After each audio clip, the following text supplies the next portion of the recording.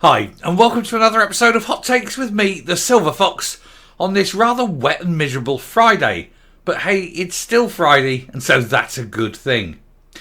Now, we have a case here, a curious case of Labour, the Scottish Labour Party, is now running away from the comments made by a Labour councillor in Glasgow, who has highlighted a fact that there seems to be an increase in anti-white attacks. That is to say, attacks by people who are not white upon whites. The sort of thing that they don't like to admit happens. Because normally the agenda is it's always whites attacking non-whites. So when it's the other way around, it's like, oh, this does not compute. We can't have anti-white racism. That's not part of the agenda. And so they're trying to run away and hide the fact. But it turns out that this councillor is concerned deeply with the fact that children and teachers are becoming the victims of non-white on white attacks. And of course the agenda is not that. So they have to distance themselves. Running away from the truth is cowardly and disingenuous. And it certainly doesn't change the facts, because facts don't care. Let's have a look at this story to see what's going on and see why Labour are being so reticent when it comes to acknowledging reality. Here goes.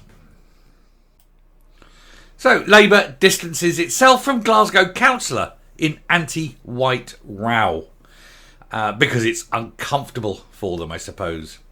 Scottish Labour has moved to distance itself from a Glasgow councillor who warned of rising racist attacks on white children and teachers in the city's schools. A spokesperson said the comment was not reflective of the view of the Scottish Labour Party. Now, it may not be reflective of the view, but it doesn't mean it's not reflective of reality. And if the Scottish Labour Party is refusing to accept reality, you have to wonder if they are the appropriate people to be running the country. If they cannot see what is actually happening and won't acknowledge what is actually happening, then this problem will never be tackled, surely.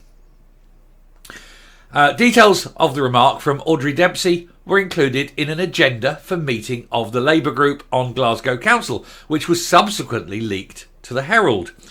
In a section on potential questions for last week's full council meeting, the Springburn and Rob Royston councillor had tabled one on racist attacks on teachers.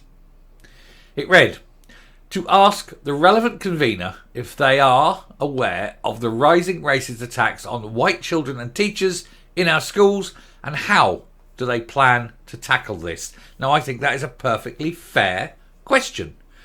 Because if it was the other way around and it was white people attacking black people, you guarantee that question would be allowed and that there would be a whole team involved in trying to slap down on this terrible, terrible problem.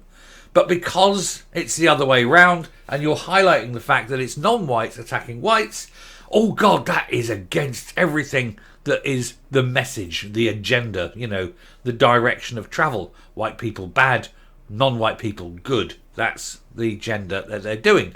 Even though you're in a 98% white country, the whites must feel the guilt, the whites must be the bad people.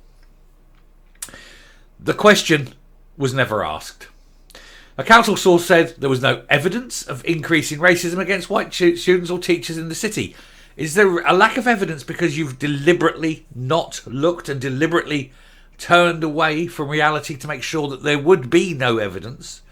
Surely we need to be taking notes and making statistical analysis. Let's have a look. Let's have a see on who attacks who over the course of the next year. Then you will have evidence, and then the question can be asked again, and maybe this time you won't be cowardly and you will actually answer it. According to the most recent figures, there were 2,075 racist incidents recorded in primary and secondary schools across all councils in 22-23, roughly the equivalent of 11 cases per school per day.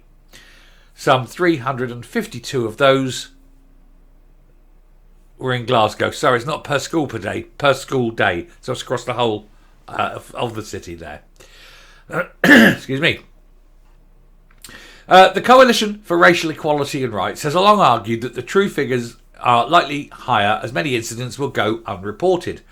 Nusnat Uthmani, good Scottish name, a lecturer at the University of Stirling and a board member of the Scottish Government's Anti-Racism in Education programme, said Councillor Dempsey's question was unhelpful. Now, it's funny, isn't it, that Nusnat Uthmani would say that it was an unhelpful question. He doesn't want to admit that non-whites attack whites. I can't imagine why that would be the case. Why is it unhelpful? Why is not asking questions unhelpful? Surely, as someone who works in education, you must accept that asking questions is the beginning of wisdom. Denying questions is the beginning of the dark ages, in both senses. He said, we are trying to eradicate racism in all forms, against all communities, except non-whites against whites, apparently. And that's why I think that the wording in her approach is really unhelpful. Yes, it's unhelpful for you and your agenda. The other thing to say is it's obviously racist incidents overwhelmingly are experienced by minority communities. Have you evidence of that?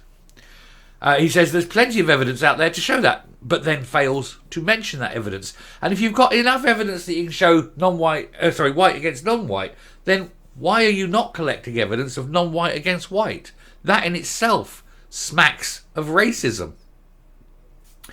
Ms. Othmani said the government's own behaviour survey, published in November last year, showed that racism is endemic across our schools, and the vast majority of those victims are people of colour or from marginalised communities. And there you have it, the vast majority. Not all.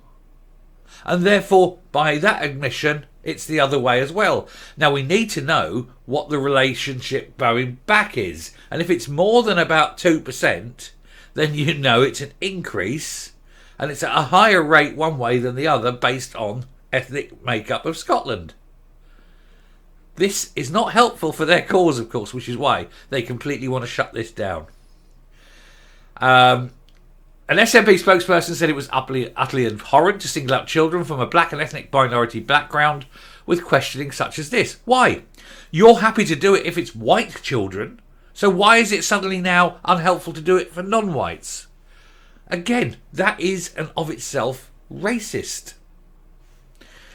Councillor Dempsey said her question was about a particular situation. She said she found it baffling that the SNP would turn this into a political attack when they have never once approached me to find the basis of the question and the situations that led to it being submitted.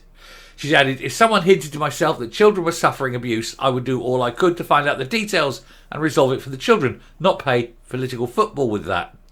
This in itself tells a story. It does. It shows up the absolute racism within the SNP and the Labour group. She continued, the victims I'm aware of feel